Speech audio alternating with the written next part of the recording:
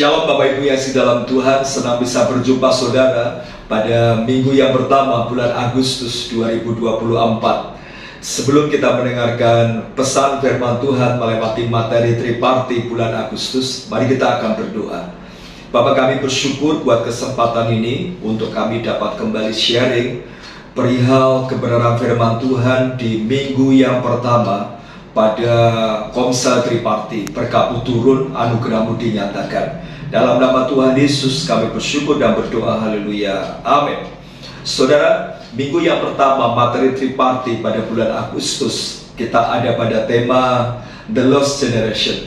Secara keseluruhan di bulan Agustus, tema kita adalah pemuritan dalam generasi. Tapi minggu yang pertama ini kita akan belajar The Lost Generation, generasi yang terhilang. Kenapa penting untuk dipikirkan dan direnungkan serta didiskusikan? Sebab ketika generasi dalam keluarga itu hilang, maka pupuslah kebenaran firman Tuhan atau kegerakan dalam gereja itu, dalam keluarga itu. Sama dengan gereja, ketika gereja kehilangan generasi, maka gereja itu tidak akan produktif. Mari kita perhatikan bersama-sama dalam Hakim-Hakim pasal 2 ayat yang ke-10. Setelah seluruh angkatan itu dikumpulkan kepada nenek moyangnya, bangkitlah sesudah mereka itu angkatan yang lain, yang tidak mengenal Allah ataupun perbuatan yang dilakukan bagi orang Israel. Saudara, generasi itu menjadi hal yang penting, baik dalam keluarga. Ketika ada generasi yang cinta Tuhan, takut akan Tuhan, maka keluarga itu akan menjadi keluarga yang indah. Dan juga sama di dalam sebuah gereja, ketika gereja generasinya produktif, yang dihasilkan itu maksimal, generasi demi generasi terjadi. Dari generasi 1 ada generasi 2, ada generasi 3, ada generasi 4, generasi 5, bahkan generasi 6, sesuai dengan usia mereka masing-masing. Saudara, maka gereja itu akan jauh lebih kuat. Ada banyak orang tidak memperhatikan hal ini. Mereka sibuk dengan program, mereka sibuk dengan aktivitas gereja, tapi lupa bagaimana memuridkan generasi. Memang saya tahu tidak seperti membalik telapak tangan, tapi saya mendorong gereja kita, mari kita konsisten dalam pemuritan generasi. Generasi 1 memuridkan generasi 2, generasi 2 memuridkan generasi 3, generasi 3 memuridkan generasi yang keempat, demikian selanjutnya. Saudara, kejadian yang sangat miris sekali dalam Hakim-Hakim pasal yang kedua ayat 10. Ada muncul generasi, dan ini sebetulnya baru generasi ketiga. Saudara, generasi yang pertama di Israel itu adalah mereka yang lahirnya di tanah Mesir.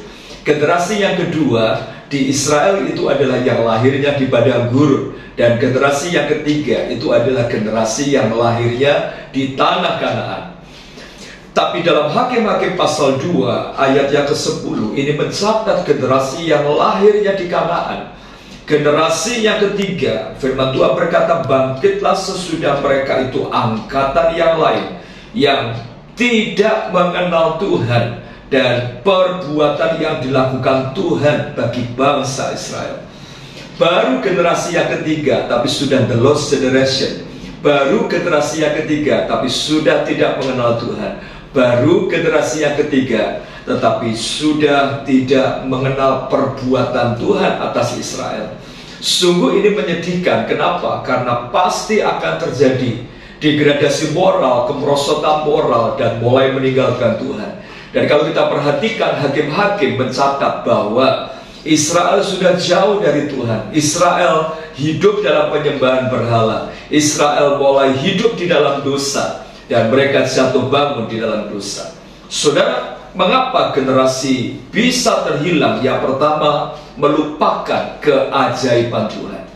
Mari perhatikan Hakim-Hakim mencatat sebuah peristiwa di mana generasi yang ketiga ini mereka sudah melupakan perbuatan Tuhan ketika Tuhan melakukan banyak perbuatan di Mesir, ketika banyak perbuatan ajaib di padang gurun. Kenapa mereka bisa melupakan? Karena mereka mulai hidup dengan cara logika mereka. Mereka berjalan dalam logika mereka. Bahaya yang besar, generasi bisa hilang karena mereka tidak lagi mengingat kebaikan Tuhan. Mereka merasa bahwa kalau saya bisa hidup seperti ini, ya karena kekuatan saya. Dan saudara, ini yang menyebabkan generasi hilang di dalam Tuhan. Itu sebabnya jangan sampai saudara terjadi di mana generasi adalah generasi yang tidak lagi melihat kebaikan Tuhan. Yang kedua adalah tegar tengkuk. Saudara, bangsa Israel termasuk bangsa yang tegar tengkuk. Hakim-hakim mencatat bangsa Israel jatuh bangun di dalam dosa dan mereka tegar tengkuk.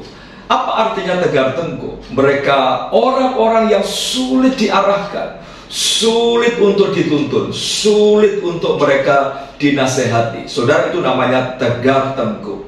Generasi bisa hilang dan tidak lagi cinta Tuhan, tidak lagi sungguh-sungguh dalam Tuhan, karena mulai ada kesombongan, mulai hidupnya tidak benar di hadapan Tuhan. Saya berharap generasi di tempat ini jadilah generasi yang mau diarahkan, mau dituntun, jangan tegar tengkuk.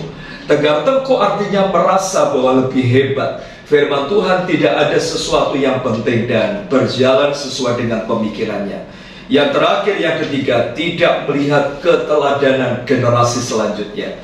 Saudara, kenapa generasi di Israel bisa hilang? Karena generasi sebelumnya tidak memberi teladan yang terbaik, sehingga muncul generasi yang dia tidak mengenal Tuhan dan perbuatan yang dilakukan Tuhan. Jadi hari ini mari belajarlah para generasi sebelumnya, jadilah teladan yang baik, setia di dalam ibadah, setia di dalam pelayanan, tunduk kepada pemimpin, bahkan setia berkorban. Teladan-teladan itulah yang akan menjadi mentoring penting bagi generasi selanjutnya. Dan kalau kita melakukan ini, generasi akan memuridkan generasi, dan berkat yang kita alami, muncul para pemimpin baru, muncul pelayan baru, dan akibatnya gereja Tuhan dan keluarga akan mengalami generasi yang luar biasa. Pertanyaan, ada dua hal yang akan di-sharingkan. Yang pertama, sharingkan bagaimana caranya menjaga generasi selanjutnya untuk tetap setia di dalam Tuhan. Yang kedua adalah sharingkan sikap apa yang harus dilakukan untuk menjaga generasi. Dan setelah itu, saudara, mari punya komitmen 1 bulan ini untuk memuridkan 1 generasi di bawah kita. Pokok-pokok doa yang harus dinaikkan adalah, mari kita berdoa buat gereja Tuhan, berdoa buat bangsa dan negara, berdoa buat jalan sehat dan pasar murah, dan juga berdoa buat kegerakan demi kegerakan program gereja kita. Tetap semangat, jangan lupa berdoa buat keluarga atau tempat di mana saudara berkomsel. Percayalah, komsel saudara akan diberkati Tuhan. Tetap semangat, selamat Tripati, Tuhan Yesus memberkati. Salam discipleship.